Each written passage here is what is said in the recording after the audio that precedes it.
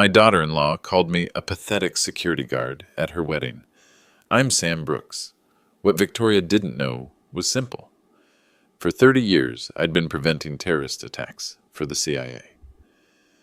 3 hours later, Secret Service agents walked into her $500,000 Martha's Vineyard reception. They carried a presidential letter and orders to escort me for immediate consultation. Every guest watched, including federal contractors whose contracts her family just lost forever. Victoria thought she was humiliating nobody. She destroyed everything instead. 2 years of treating me like hired help. 2 years of jokes about my $12 paycheck. 2 years of telling people I embarrassed her family name. She never asked the right questions. That wedding day, Victoria decided to go public with her feelings. Fatal mistake. The presidential letter revealed my Medal of Honor. The Treasury authorized my $2.3 million back pay. Agent Harrison confirmed my classified service record over speakerphone. Victoria's world collapsed in real time. Here's what really happened when a gold digger discovered she'd been attacking a war hero. You've probably dealt with people who judge your worth by your wallet. People who think expensive clothes make them superior. This story's for you. If you're watching this, please subscribe. You're going to want to see how this ends. Let me show you how 30 years of classified service came out of the shadows. The disrespect didn't start at the wedding. It began 2 years ago when Victoria Hayes married my son Danny. I was proud of Danny. Software engineer, good head on his shoulders, making $95,000 a year in Boston. But Victoria came from old Martha's Vineyard money. Her family owned Hayes Real Estate, managing properties worth over $50 million across Cape Cod. The first time she saw me in my Allied Barton security uniform, her face changed. "This is what you do?" she asked, looking at my 12 an hour name tag. "Building security at one financial center," I said. "Someone has to keep the lights on." She turned to Danny. "Your father is a security guard?" The way she said it stung, like I was invisible. Like 30 years of service meant nothing because she couldn't see the whole picture. My wife Maggie tried to explain. "Sam has had many careers, Victoria. This is just his current chapter." But Victoria had already made up her mind. At family dinners, she'd introduce me to her friends differently. "This is Danny's father. He works security." Always that pause. Always that look. The second incident happened at Danny's promotion party last Christmas. Victoria's brother showed up in his new BMW. "Real estate's booming," he bragged. "Just closed a $3.2 million waterfront deal." Victoria nodded. "Unlike some people, we believe in building wealth, not just watching buildings." She looked directly at me when she said it. I kept eating my dinner. "Someone has to do the watching," I said quietly. But inside, something was building. You can only take so much before you start wondering if staying silent is really protecting anyone. The third incident was the breaking point. Victoria was planning the wedding, showing off her $85,000 Hermes dress to her mother and sisters. "We're spending $500,000 on this wedding," she announced. "Danny's family better not embarrass us." Her mother asked about the guest list. "Danny's father works security," Victoria said, like she was apologizing. "Hopefully he'll dress appropriately. Maybe we can seat him in the back." That's when Maggie finally spoke up. "Sam Brooks has served this country longer than you've been alive, Victoria." "Served how?" Victoria laughed. "By checking IDs at office buildings?" Maggie looked at me. I shook my head slightly. "Not yet." "You'll understand someday," Maggie said. But Victoria just rolled her eyes. "I understand perfectly. Some people dream big. Others settle for small." I lived in a modest $1,400 a month apartment in Cambridge, drove a 2019 Honda Civic with 78,000 miles, shopped at Stop and Shop with coupons. By every measure Victoria cared about, I was exactly what she thought. A failure. What she didn't know was that I chose this life. After 3 decades of classified operations, midnight flights to countries that don't officially exist, and threats that would give most people nightmares, I wanted normal. I wanted to sit in a quiet lobby, check badges, and go home to Maggie without wondering if someone had followed me. But normal comes with a price. People judge what they can see.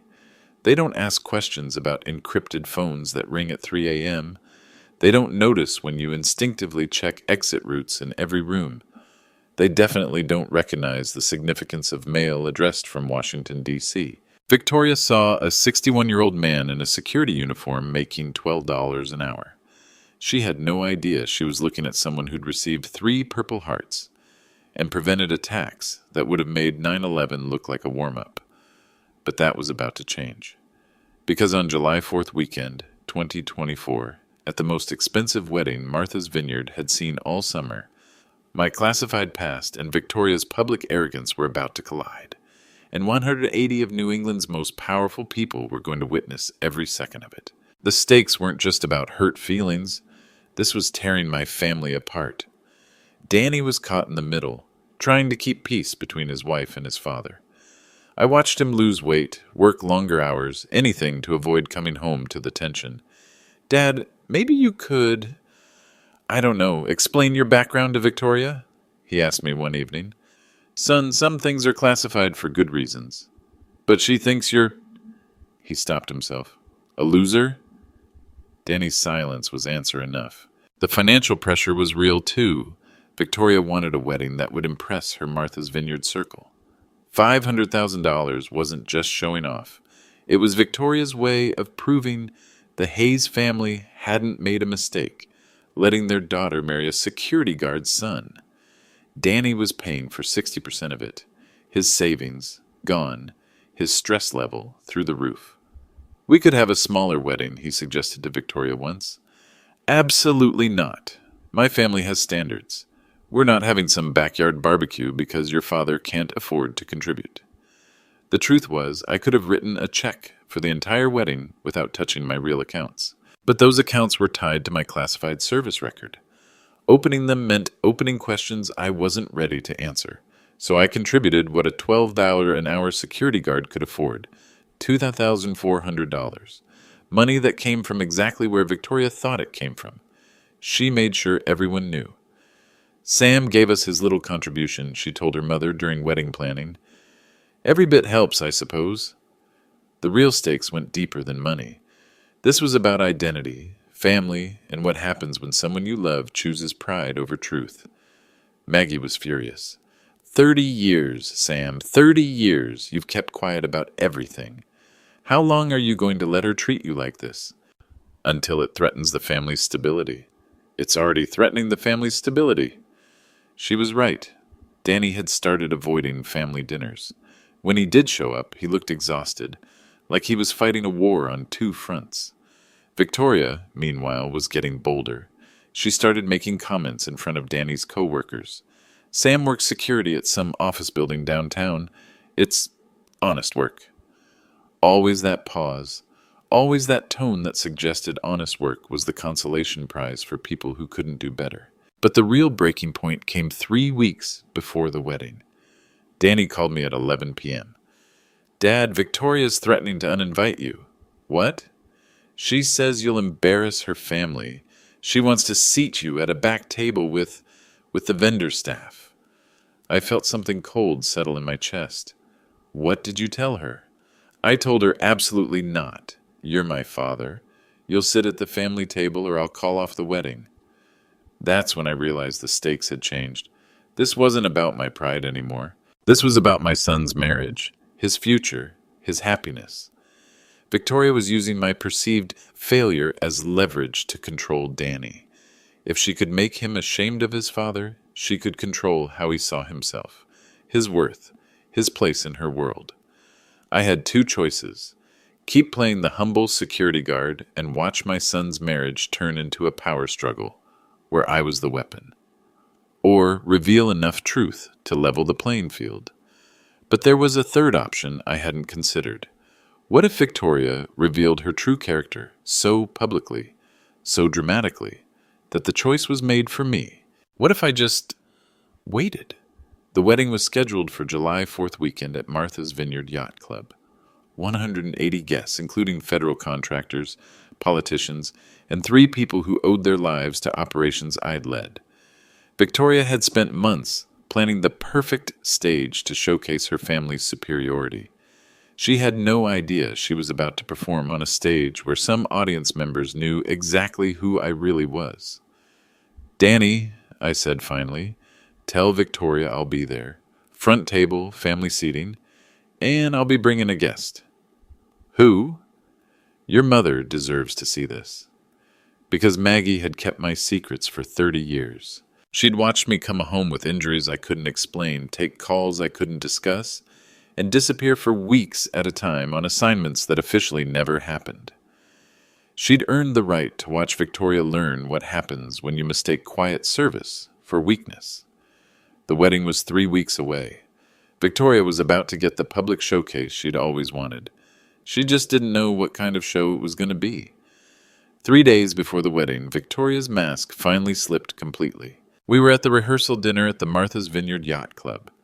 60 close family and friends, all seated around elegant tables overlooking the harbor. Victoria stood up to make a toast. "I want to thank everyone for being here," she began, holding her champagne glass. "This weekend represents everything our families value: success, tradition, and excellence." She looked at her parents' table where her father, Richard Hayes, nodded approvingly. He'd built Hayes Real Estate from 3 properties to a $50 million portfolio. Old Martha's Vineyard money, the kind that comes with social expectations. "Tomorrow, I'm marrying the most wonderful man," Victoria continued, looking at Danny. "Someone who shares my commitment to building something meaningful." Then her eyes found me.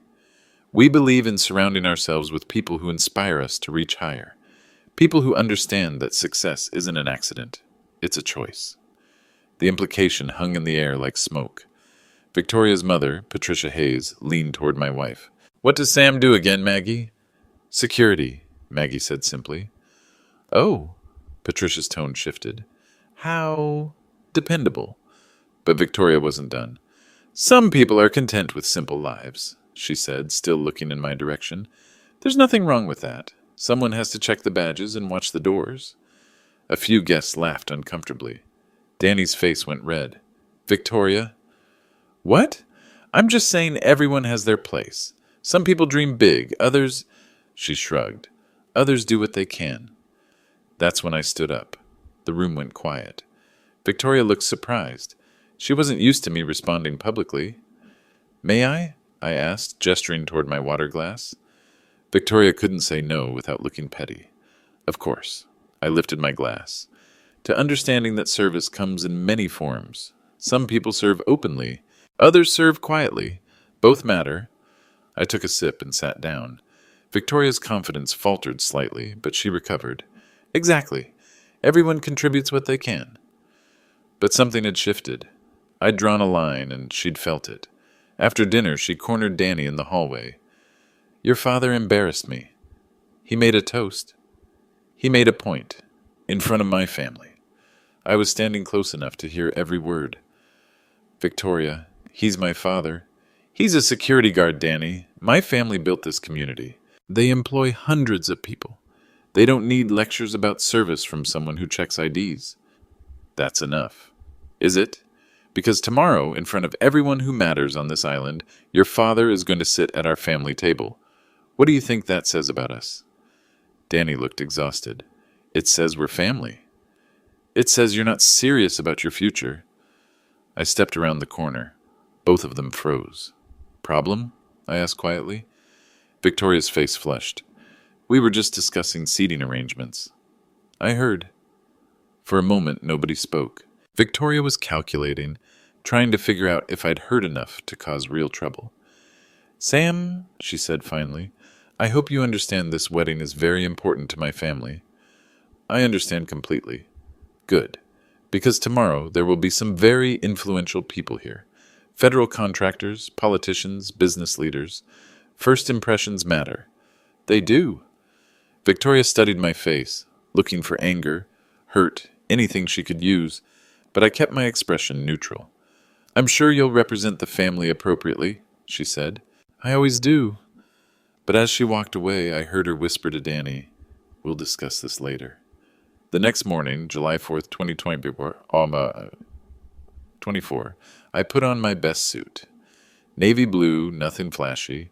The kind of outfit a security guard might wear to his son's wedding. Maggie watched me get dressed.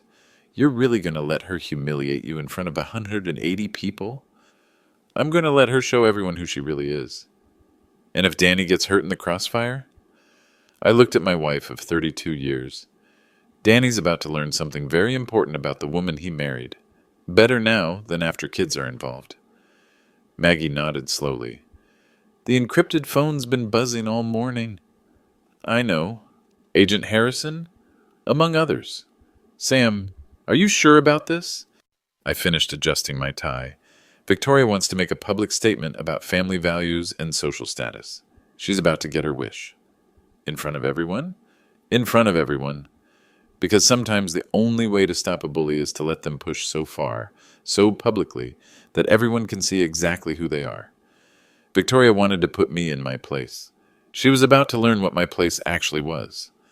The morning of the wedding, strange things started happening that Victoria couldn't ignore. First, there was the phone call. I was getting coffee in the hotel lobby when my encrypted BlackBerry rang. The one with the government seal on it. Brooks? Sam, it's Harrison. We need to talk. Agent Harrison White, my former CIA partner, now deputy director. Victoria was standing 10 feet away, close enough to hear my tone change. Not today, Harrison. Family wedding. That's exactly why we need to talk. Check your secure email. I hung up and turned around. Victoria was staring at the phone. Interesting ringtone, she said. Very official sounding. Work phone, I said simply. For building security? Everyone's got a work phone these days. But I could see her mind working. Security guards don't get calls that make them use first names with government officials. The second thing happened at the venue. We were setting up for photos when 3 men in dark suits approached me. Excuse me, are you Samuel Brooks? Victoria's ears perked up. One of the men had an earpiece. All 3 had that unmistakable federal agent posture. Depends who's asking. Agent Morrison, Treasury Department. We need to verify your identity for security clearance purposes. Victoria stepped closer. Security clearance? For what? Agent Morrison looked at her, then back at me. Sir, we just need confirmation of your current address for updated records. I rattled off my Cambridge apartment address. The agents nodded and walked away. Victoria grabbed my arm. Sam, what was that about? No idea. Maybe something at work. Treasury agents don't care about office building security guards. You'd be surprised what the government cares about these days. But her suspicion was growing. Over the next hour, she kept glancing at me, trying to piece together things that didn't fit her narrative. The third thing was the delivery. A hotel courier brought a sealed envelope to my room. Victoria was there when I signed for it. The letterhead read, Executive Office of the President, Washington, D.C. Victoria's eyes went wide. Presidential mail? Sam, what the hell is going on? Probably Veterans Affairs stuff. They share letterhead sometimes. That says Executive Office of the President. Government mail all looks official. I took the envelope and set it aside, but Victoria was practically vibrating with curiosity. Open it. It's private. Sam, if you're in some kind of trouble... I'm not in trouble. Then what is it? I looked at her for a long moment. Victoria, some things in life are more complicated than they appear. What's that supposed to mean? Before I could answer, Maggie walked in. Sam, we need to talk, she said, seeing the envelope. Privately. Victoria looked between us. This is ridiculous. It's my wedding day, and everyone's acting like there's some big secret. Maggie looked at the presidential letterhead. Some secrets are worth keeping. What secrets? He's a security guard. Is he? Maggie asked quietly. Victoria stared at her. What do you mean, is he? Maybe you should ask him about his Purple Hearts. His what? I shot Maggie a warning look, but she continued. Or his classified service record, or why he gets personal letters from Washington. Victoria's face went pale. I don't understand. You will, Maggie said. Very soon. Stop talking in riddles. What aren't you telling me? I stepped forward. Victoria, today is about you and Danny. Let's focus on that. No, I want to know what's going on. Why are federal agents asking about you? Why is the president sending you mail? What aren't you telling me? The room fell silent. Victoria was practically shaking with frustration and growing fear that she'd missed something crucial. You really want to know? I asked. Yes. I looked at Maggie, who nodded slightly. Then ask me again tonight, after the reception, in front of everyone. What? You want answers? Ask me in front of all your important guests. Ask me about my real background. Ask me about my service record. Ask me anything you want. Victoria's confidence wavered. What are you saying? I'm saying be careful what you wish for. Because in 3 hours she was going to get her chance. The wedding ceremony went smoothly. Victoria looked stunning in her $85,000 Hermes dress, and Danny couldn't stop beaming. For 2 hours, everything was perfect. Then came the reception. Martha's Vineyard Yacht Club had been transformed into something from a magazine. White roses, crystal chandeliers, a string quartet. 180 of New England's most influential people filled the ballroom. I spotted familiar faces in the crowd. Congressman Bradley from the House Intelligence Committee, defense contractor Margaret Stone, whose company owed 3 successful bids to intelligence I'd provided in 2019, federal judge Patricia Coleman, who'd presided over trials involving cases I'd built. They all knew me by reputation, even if they'd never seen my face. Victoria didn't know any of this. The trouble started during cocktail hour. Victoria was introducing her parents to Danny's co-workers when she spotted me talking to a distinguished older man in a navy suit. "Excuse me," she said, approaching us. "I don't think we've met." The man nodded politely. "Robert Sterling, Federal Procurement. Sam and I go way back." Victoria's eyes lit up. Federal procurement meant government contracts, which meant money and influence. "How do you know Sam?" she asked. Sterling glanced at me. I gave him the slightest shake of my head. "We've worked together on security matters," he said carefully. "Oh, you're in building security too?" Sterling's eyebrows went up. "Building security?" "Sam works security at one financial center in Boston," Victoria explained, like she was helping clear up confusion. Sterling looked at me, then back at Victoria. "I see." After he walked away, Victoria grabbed my arm. "That man clearly knows you from something more than building security." "Maybe." "What do you mean, maybe? Sam, I'm tired of these games. What aren't you telling me?" "Nothing that matters today." But Victoria was getting agitated. The strange phone calls, the federal agents, the presidential mail, and now a federal procurement officer who obviously knew me from something bigger than checking badges. "It does matter," she said, her voice rising. "People are looking at you differently, like they know something I don't." "You're imagining things." "No, I'm not." "Margaret Stone nodded at you when she walked in. Congressman Bradley shook your hand like you were old friends. What is going on?" I stayed calm. "Victoria, today is your day. Don't let paranoia ruin it." "Paranoia?" Her voice was getting louder. "I'm not paranoid. I'm confused. My father-in-law, who I thought was a simple security guard, is apparently known by half the federal establishment on Martha's Vineyard." Danny appeared at her elbow. "Everything okay?" "No, everything is not okay," Victoria snapped. "Your father has been lying to us." "About what?" "About everything, about who he is, what he does, why federal agents are asking about him." Danny looked at me. I shrugged. "She's having a difficult day." "I am not having a difficult day," Victoria's voice cracked. "I'm having a breakdown because nothing makes sense anymore." That's when dinner was announced. We all took our seats at the head table. Victoria spent the entire meal shooting suspicious glances at me while I calmly ate my salmon. But she was boiling over. When the time came for toasts, Victoria's father went first. Traditional wedding speech about love, family, and bright futures. Danny spoke next, thanking everyone for coming and expressing his love for Victoria. Then Victoria stood up. "I want to thank everyone for being here," she began, her voice shaky with barely controlled emotion. "This has been a surprising day." The room sensed something was off. "I've learned a lot about family today, about honesty, about how well we really know the people closest to us." She looked directly at me. "For 2 years, I've known my father-in-law as a humble security guard, Someone who checks badges at an office building in Boston for $12 an hour. Murmurs around the room. This wasn't a typical wedding toast. But today I've discovered that federal agents know his name. Treasury Department officials verify his identity. The president sends him personal mail. Defense contractors treat him like an old friend. Danny reached for her arm. Victoria, sit down. No, she pulled away. These people deserve to know who they're celebrating with. Sam Brooks. Everyone. Security guard. Or whatever it is he really does. The room was dead silent. 180 pairs of eyes were on me. Victoria raised her champagne glass, her hand trembling, to honesty in family relationships, and to people who think they can lie about who they are for years, without consequences. And she was shaking with rage and confusion, the perfect storm of someone who'd built their identity around being superior to others, only to discover they might be completely wrong.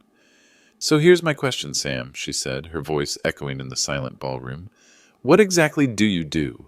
Because it's clearly not building security. Are you FBI, CIA, some kind of federal agent? What have you been hiding from your own family? Every eye in the room was on me. Danny looked mortified. Maggie sat perfectly still, watching. I stood up slowly. Victoria, you really want to do this? Here? Now? In front of everyone? Yes, I want to do this. I want the truth. The truth about what? About who you really are. I looked around the room. Congressman Bradley was watching intently. Margaret Stone had her phone out, probably recording. Judge Coleman looked fascinated. You're sure? I'm sure. I nodded and reached into my jacket pocket. Okay, then. I pulled out the presidential letter that had been delivered that morning, still sealed. Let's see what the president has to say. The room fell completely silent as I held up the presidential letter. Victoria's face went white. What is that? You wanted the truth, I said, carefully opening the official seal. Let's find out together. I unfolded the letter and began reading aloud. Colonel Samuel Joseph Brooks, United States Army, retired. Central Intelligence Agency, Counterterrorism Division. Victoria grabbed the table for support. Danny's mouth fell open. I continued reading. By order of the President of the United States, you are hereby summoned for immediate consultation regarding Operation Sandstorm Declassification and National Security Briefing. The room erupted in whispers. Victoria was hyperventilating. The President of the United States, I read on, hereby acknowledges your 30 years of distinguished service, including prevention of 6 major terrorist attacks on American soil, and your receipt of 3 Purple Hearts, the Medal of Valor, and the Presidential Medal of Freedom. Victoria made a choking sound. Several guests started pulling out their phones. Furthermore, I continued, the Treasury Department is authorized to release $2.3 million in classified hazard pay, withheld pending declassification of your service record. I folded the letter and looked at Victoria. You asked who I really am. Colonel Brooks, CIA Counterterrorism Division, 30 years of service, 3 Purple Hearts. Medal of Honor recipient for Operation Sandstorm, November 2001. The applause started slowly, then built to a thunderous ovation. Victoria looked like she was going to faint. Congressman Bradley stood up. Ladies and gentlemen, we're in the presence of a true American hero. But I wasn't done. The letter also mentioned something else, I said, reaching into my other pocket. Agent Harrison White sends his regards. I pulled out my old CIA identification badge and a worn metal case. Harrison and I worked together for 15 years. He's deputy director now. Asked me to bring these tonight in case anyone had questions about my credentials. I opened the metal case, revealing the Purple Hearts and Medal of Valor. The room gasped. Victoria was gripping the table so hard her knuckles were white. But you said you were... I said exactly what my cover required me to say, I replied calmly. For 30 years, my identity was classified at the highest levels.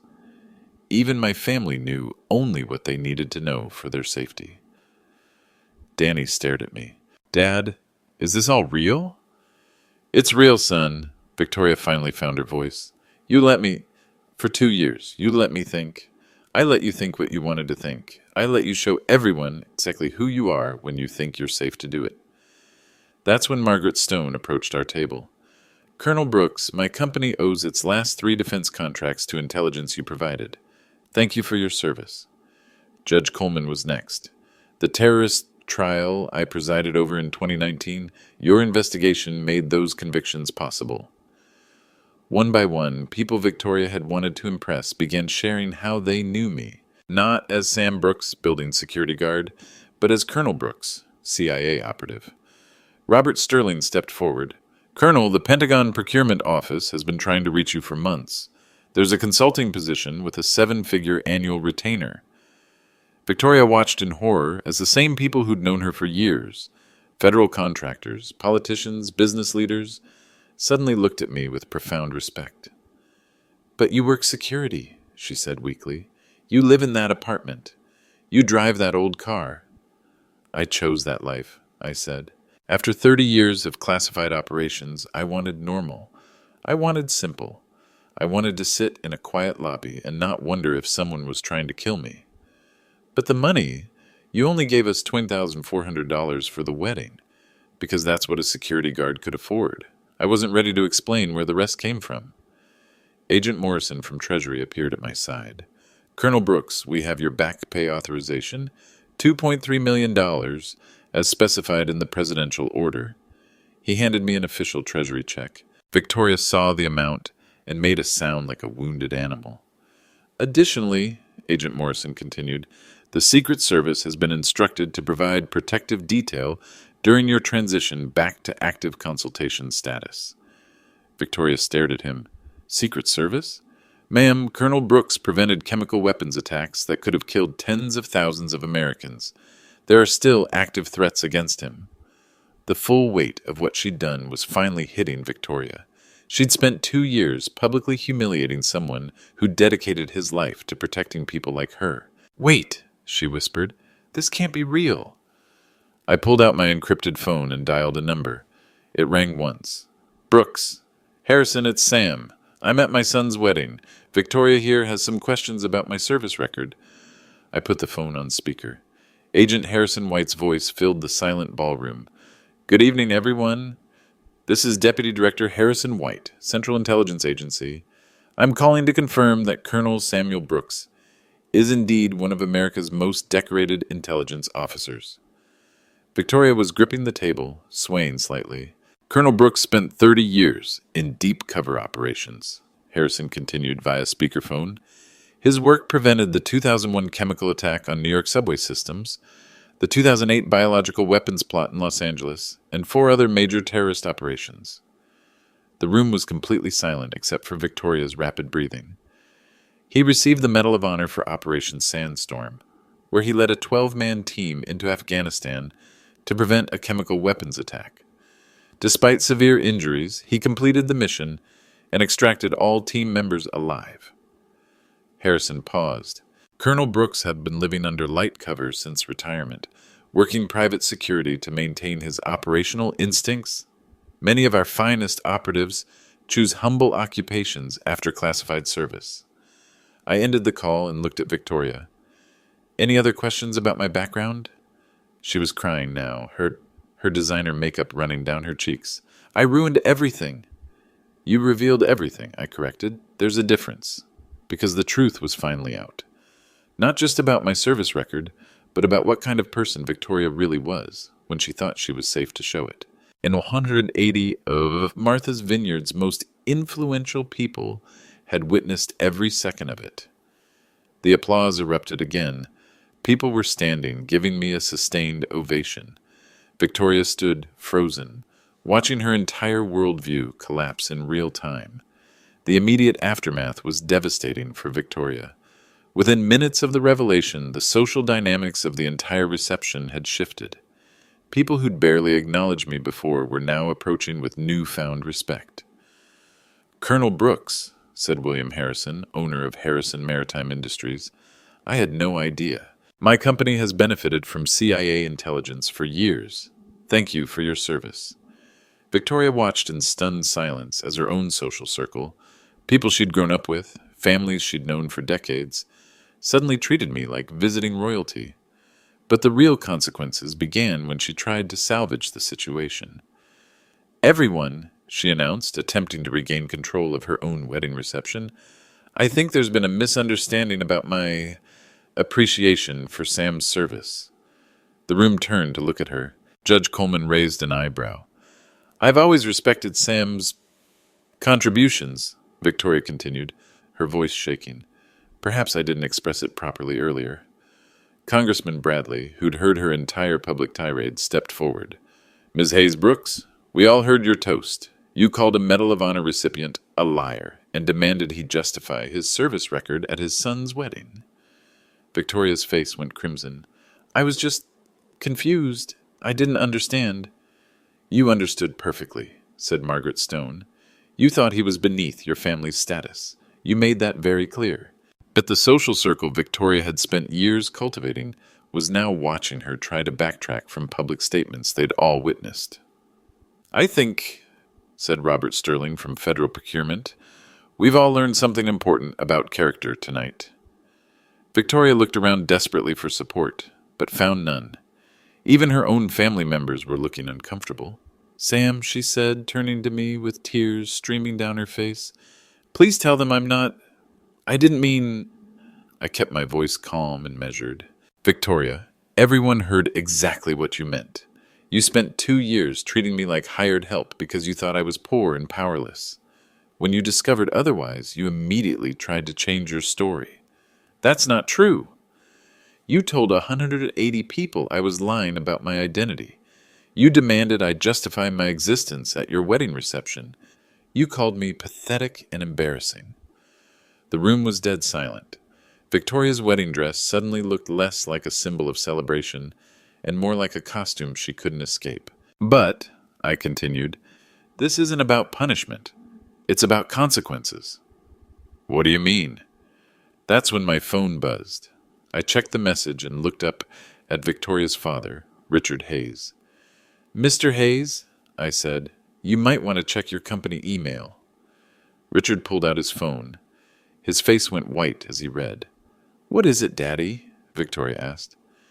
"Hayes Real Estate just lost our federal contracts," he said quietly. "All of them. Effective immediately." Victoria stared at him. "What federal contracts?" $12 million annually in government property management," Richard said. $12 million annually in government property management," Richard said, his voice hollow. "Military housing, federal office leases, VA hospital properties, they're all being reviewed for security considerations." Victoria turned to me. "You did this?" "I didn't do anything," I said calmly. "But federal agencies take security very seriously. When Medal of Honor recipients are publicly humiliated by government contractors, it raises questions about judgment and character." The implications hit Victoria like a physical blow. Her family's business, the foundation of their wealth and social status, was collapsing in real time. "This is inane," she whispered. "You can't destroy our livelihood because I hurt your feelings." "Victoria," said Congressman Bradley, "you didn't hurt his feelings. You attacked a decorated war hero at a public event attended by federal officials and contractors. You questioned his integrity and demanded he justify his service record." Margaret Stone nodded. "My company's board will be asking serious questions about our relationship with Hayes Real Estate after tonight." Victoria looked around the room in growing panic. The same social network she'd used to build her identity was now discussing her family's reputation like it was toxic waste. "But this was just a misunderstanding," she pleaded. "No," I said quietly. "This was you showing everyone who you really are when you think you're safe to do it." Danny finally spoke up. "Victoria, Dad's right. This wasn't a moment of confusion. You've been treating him like this for 2 years. You're taking his side? I'm taking the side of basic human decency." Victoria's last hope that her husband would defend her evaporated. She was completely alone in a room full of people who just watched her reveal her true character. "The check," she said suddenly, staring at the $2.3 million Treasury payment still in my hands. "That money, it's real?" "It's real." "So you're wealthy?" "I'm comfortable." Victoria's mind was reeling. "All this time, you could have contributed more to the wedding. You could have helped Danny with his student loans. I could have enabled your belief that money determines worth. I finished. Instead, I let you show everyone exactly what you value. The final blow came when Victoria's mother, Patricia Hayes, approached our table. Sam, she said formally, on behalf of our family, I apologize for my daughter's behavior. It was inexcusable. Victoria stared at her mother. Mom? Victoria, I'm ashamed. This man has served our country with distinction for 30 years, and you treated him like hired help. But you agreed with me. You said his job was... You said... I said what I thought was expected in polite conversation. I didn't publicly humiliate a war hero at my daughter's wedding. Victoria realized she was truly isolated. Her family, her husband, her social circle, everyone was distancing themselves from her behavior. I can fix this, she said desperately. I can apologize publicly. I can make donations to veteran charities. You can start, I said, by learning that apologies don't erase consequences. Actions have results, Victoria. Tonight, you learned what yours are. The wedding reception continued, but Victoria was no longer its center. People gravitated toward me, sharing stories about military service, asking about my experiences, treating me with the respect Victoria had spent 2 years denying. She sat at the head table, still in her $85,000 dress, watching her perfect wedding become a monument to her own character failure. Sam, she said finally, what happens now? I looked at my daughter-in-law, a woman who'd spent 2 years trying to make me invisible, only to discover she'd been attacking someone who dedicated his life to protecting people like her. Now you decide who you want to be going forward, I said, because everyone in this room, everyone who matters in your world, has seen who you've been. The consequences began immediately and cascaded for weeks. By Monday morning, Hayes Real Estate had lost not just their federal contracts, but 3 major private clients who'd attended the wedding. The Martha's Vineyard social circle was small and interconnected. Victoria's public meltdown had been witnessed by exactly the wrong people. $12.7 million in annual revenue, Richard Hayes told me when he called Tuesday afternoon. Gone. I'm sorry to hear that, Richard. Are you? Because this feels like retaliation. It's not retaliation. It's consequences. Federal agencies don't maintain contracts with companies whose leadership publicly attacks veterans. It's a liability issue. The truth was more complex. I hadn't made any calls or pulled any strings, but when the wedding videos hit social media, and they did within hours, federal procurement offices began reviewing their contractor relationships as a matter of routine security protocol. Victoria's performance had been captured on multiple phones. The video of her demanding I justify my service record while holding a presidential letter was viewed 2.8 million times in the first week. The comments section was brutal. Imagine humiliating a war hero at your own wedding. This woman just destroyed her family's business on live video. Gold digger finds out father-in-law saved America. Victoria tried to control the narrative. She released a statement through her family's public relations firm. I deeply regret my comments at our wedding reception. I was experiencing stress and confusion about information that had been withheld from our family. I have nothing but respect for our military heroes and my father-in-law's service to our country. But the damage was done. The video showed exactly what kind of person Victoria was when she thought she held all the power. Social media wasn't interested in her explanations. The financial consequences multiplied. Hayes Real Estate's remaining clients began canceling contracts, citing reputational concerns. Their Martha's Vineyard properties, marketed to federal officials and defense contractors, became impossible to lease. We're looking at bankruptcy, Patricia Hayes told Maggie during a tense phone call I overheard. Victoria's outburst has destroyed 40 years of business relationships. But the social consequences were even more devastating. Martha's Vineyard Society operates on reputation and relationships. Victoria had spent her entire life building status within that community. In one evening, she'd burned it all down. The yacht club quietly suggested the Hayes family take some time away from social events. Charity boards began declining Victoria's volunteer applications. Former friends stopped returning her calls. It's like we have the plague, Victoria told Danny during one of their increasingly frequent arguments. People crossed the street to avoid talking to me. Danny was struggling too. His coworkers had seen the video. His boss, a Navy veteran, called him into the office for a conversation about family values. I'm not responsible for my wife's behavior, Danny told him. No, but you're married to someone who publicly attacked a Medal of Honor recipient. That raises questions about judgment.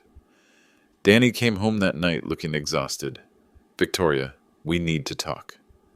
I wasn't there for that conversation, but Maggie filled me in later. Danny had given Victoria an ultimatum. Get counseling and genuinely change, or the marriage was over. She's blaming everyone except herself, Maggie told me. She says you orchestrated everything to humiliate her. What did Danny say? He said that's exactly the kind of thinking that got her into this mess. Meanwhile, my own life was changing in unexpected ways. Agent Harrison called 3 days after the wedding. Sam, the Pentagon consulting position is real. 7 figures annually. They want your expertise on emerging threats. I'm retired, Harrison. You were in hiding. There's a difference. The $2.3 million back pay had cleared into my account. 30 years of hazard pay, investment returns, and classified bonuses I'd never been able to access. I was wealthy by any measure, but wealth meant something different when you'd earned it preventing terrorist attacks. The breaking point came 3 weeks after the wedding. Victoria showed up at my apartment unannounced. I need to talk to you, she said when I opened the door. She looked terrible. Designer clothes, but exhausted eyes and shaking hands. Come in. Victoria sat on my modest couch and stared at the presidential letter, which Maggie had framed and hung on our living room wall next to my Purple Hearts. I Googled Operation Sandstorm, she said quietly. I waited. 47 terrorists. Chemical weapons that could have killed thousands. You went in with 12 men and came out with 11. Johnson didn't make it. You carried him 2 miles through enemy territory. I nodded. Victoria started crying. While you were saving lives, I was buying purses and complaining about restaurant service. Different people, different lives. No, she said firmly. Different character. I spent 2 years treating a hero like he was beneath me because I'm shallow and cruel and stupid. It was the first honest thing I'd heard her say. Victoria, what do you want from me? I want to know how to fix this. My marriage is falling apart. My family's business is destroyed. Nobody will talk to us, and it's all my fault. You can't fix the business consequences. Federal agencies don't forgive security lapses. You can't fix the social consequences. Martha's Vineyard Society has long memories. Then what can I fix? You can fix yourself. You can figure out why you think money and status makes someone valuable. You can learn to treat people with respect, regardless of their job title. Victoria nodded, wiping her eyes. Danny wants me to go to therapy. That's a good start. Will you ask Agent Harrison to reconsider the contracts? I looked at her for a long moment. Victoria, this isn't about Harrison. This is about a dozen federal agencies independently deciding they don't want to work with companies whose leadership attacks veterans. That's not something I can fix, even if I wanted to. But you could try. No, I couldn't. And more importantly, I won't. Her face fell. Because, I continued, that would teach you that consequences can be negotiated away if you know the right people. That's exactly the kind of thinking that got you here. Victoria sat in silence for several minutes. I'm going to lose everything, aren't I? You're going to lose everything you built on a foundation of judging others by their wealth and status. What you do next determines what you build to replace it. She stood up to leave. Sam, do you think Danny will ever forgive me? I think Danny will forgive you when you become someone worth forgiving. How long will that take? However long it takes you to mean it. After she left, Maggie asked me if I felt sorry for her. I feel sorry for who she could have been, I said, but not for the consequences of who she chose to be. 6 months later, things had settled into a new normal. Victoria had started therapy, as Danny insisted. Real therapy, not the kind designed to help her feel better about herself, but the kind that forced her to examine why she'd built her identity around looking down on others. She's working on it, Danny told me during one of our monthly dinners. Some days are better than others. Hayes Real Estate had filed for bankruptcy in November. Richard and Patricia Hayes had to sell their Martha's Vineyard estate and move to a modest condo in Hyannis. The social fall was complete, but Patricia seemed almost relieved. I spent 40 years worrying about what other people thought, she told Maggie. It's exhausting. Maybe this is a chance to figure out who we really are. Victoria had gotten a job. Not the kind of job Hayes real estate heiresses usually took. She was working at a nonprofit veterans organization in Boston, helping process disability claims for $18 an hour. It's humbling, she admitted when she called to update me on her progress. These men and women sacrificed everything for strangers, and I spent years complaining about thread counts on bedsheets. The work was changing her, slowly. She was learning about real service, real sacrifice, real character. She was also learning that a paycheck doesn't determine someone's worth. There's a veteran here who lost both legs in Afghanistan, she told me during one call. He makes minimum wage processing paperwork, and he's the most dignified person I've ever met. He's teaching me what honor actually looks like. Danny was proud of her efforts, but cautious about the future. She's changing, he said, but I need to see if it sticks when things get easier. The marriage was surviving, but it was different. Danny had established new boundaries. No comments about other people's jobs or income. No judgments based on social status. No tolerance for the kind of behavior that had destroyed her family's reputation. I love her, he told me, but I won't live with someone who thinks being wealthy makes them better than other people. Victoria was learning to live with consequences that couldn't be negotiated away. The Martha's Vineyard social circle had closed ranks against her permanently. Federal agencies had blacklisted her family's business. The internet never forgot her wedding meltdown. But she was also learning something else, that rock bottom could be a foundation for building something better. I want to apologize, she said during Christmas dinner at our apartment. Not because I think it will fix anything, but because you deserve to hear it. Okay. I spent 2 years treating you terribly because I thought your job made you less important than my family. I was wrong about your job, but more importantly, I was wrong about what makes someone important. She looked around our modest living room, the presidential letter on the wall, Maggie's nursing school graduation photo, Danny's childhood pictures, my purple hearts in their simple frames. This is what matters, she said. Family, service, character, not the size of your house or the price of your car. Do you believe that, or do you just think you should believe it? Victoria considered the question carefully. I'm learning to believe it. Some days I have to remind myself, but I'm trying. That was honest, and honesty was progress. Victoria, you don't need my forgiveness. You need to forgive yourself for wasting years of your life on things that don't matter. How do I do that? By building something better going forward. By treating people with respect, regardless of their bank account. By raising kids who understand that service matters more than status. She nodded. Danny and I have been talking about kids. What have you decided? That any child we raise will know their grandfather is a hero, and they'll know that heroes come in all kinds of uniforms.